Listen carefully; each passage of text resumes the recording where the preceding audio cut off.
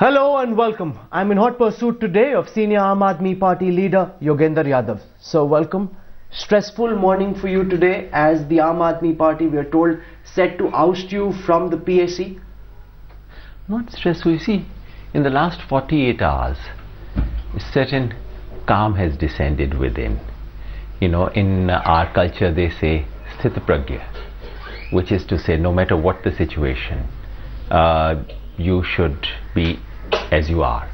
I don't manage to practice it all the time, but somehow in the last 48 hours I've got so many messages from volunteers all over the country, all over the world, that has made me calm. I've asked myself, what is the purpose? Why did I come here? I guess I understand it a little better than I did before.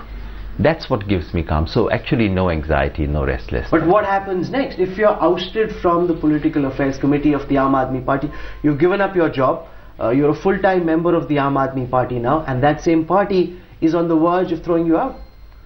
Rahul, there are hundreds and thousands of volunteers who have sacrificed much more than I have.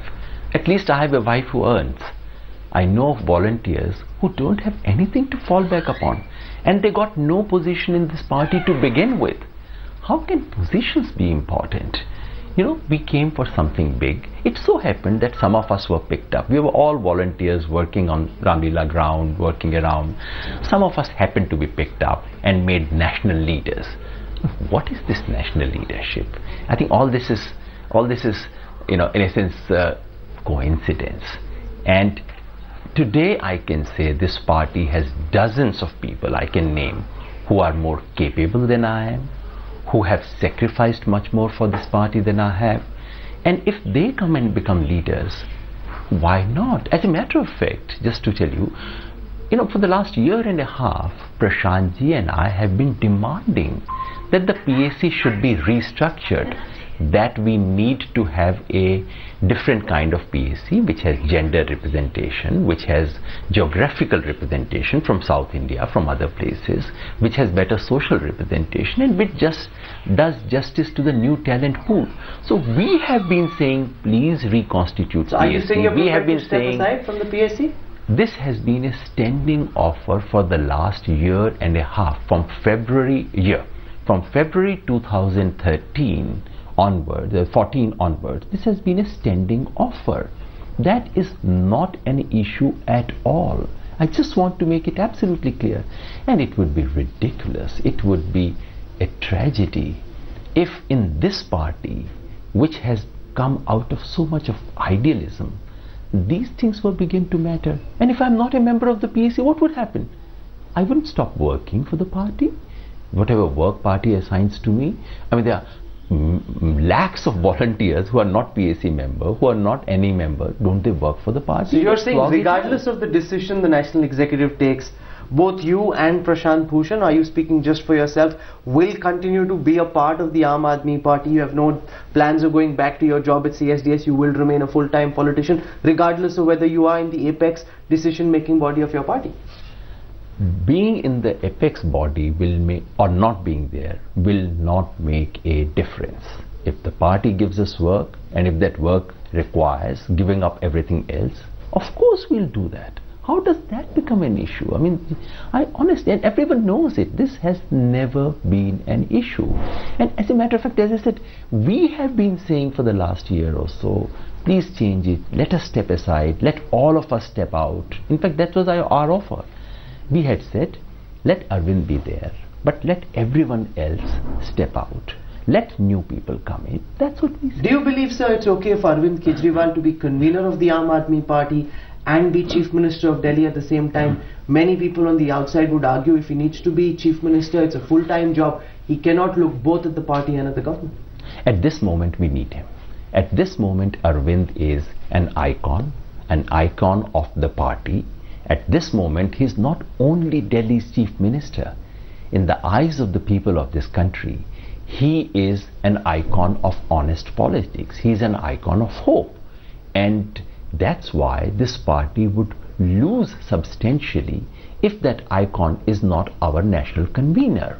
Yes, there are issues of division of labor, and I'm sure, I mean, he's already worked out ways of not burdening himself too much with governance. Similarly, he can work out better ways in the party itself. Because the BJP has Modi and Amit Shah, the Congress has Sonia Gandhi and Manmohan Singh.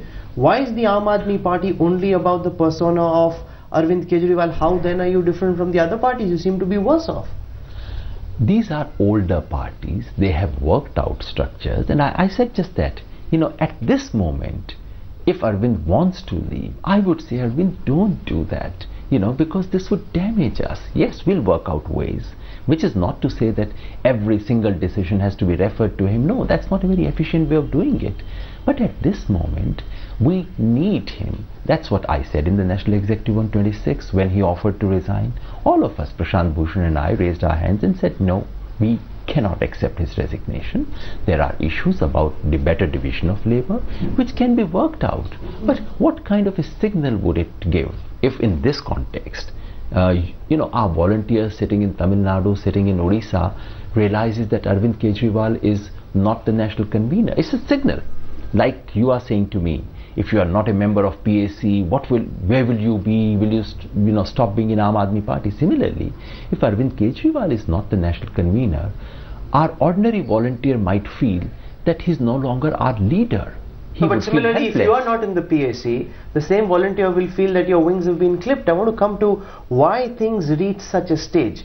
The charge sheet against you, Professor Yadav, is very long. You're accused of factional feuds, you're accused of working against the party, you're accused of planting stories against the interests of the Aam Aadmi Party. How did things reach such a pass where you're now seen as a villain of sorts within the AAP? They would rather have you out than in.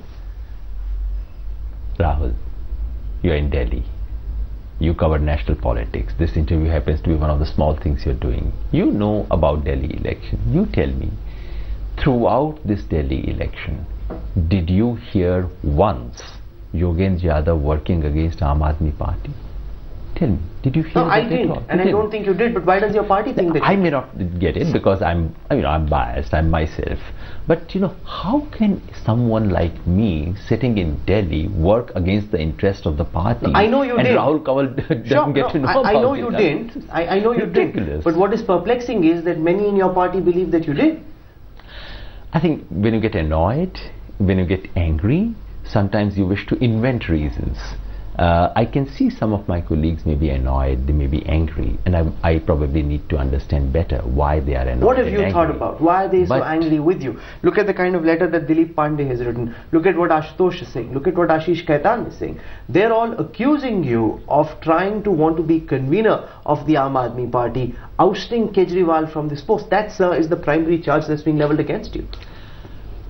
One thing, Dilip Pandey, he said that. Yes, I was hurt when I read that. But this Dilip Pandey is one of the most honest and dedicated volunteers this party has. He left his job in Singapore, came here, has slogged. And I'm told there was a point his kids were unwell and he did not have money to get them treated. Now when that person writes this, he doesn't become a villain overnight in my eyes. He may be opposing me, but he is not my enemy.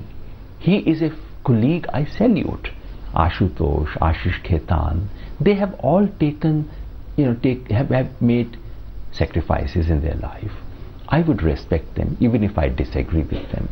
Yes, they have asked questions, they have right to ask questions, and it's my duty to respond to them, whichever are serious questions. Some of them, as you can see, are not serious. How can you go on responding to it? If I tell you, you've picked my pocket, you would once laugh. You would say, Yogendra, chhod dijiye.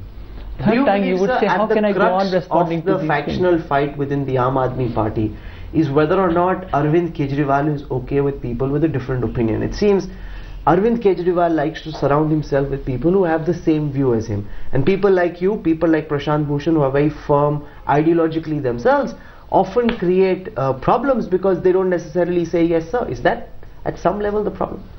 In our culture there is a beautiful expression, Nindak nere rakhi. Keep the critics very close to you. They may be troublesome today. Some of the questions they are raising may upset you, and sometimes they can actually become a functional irritant.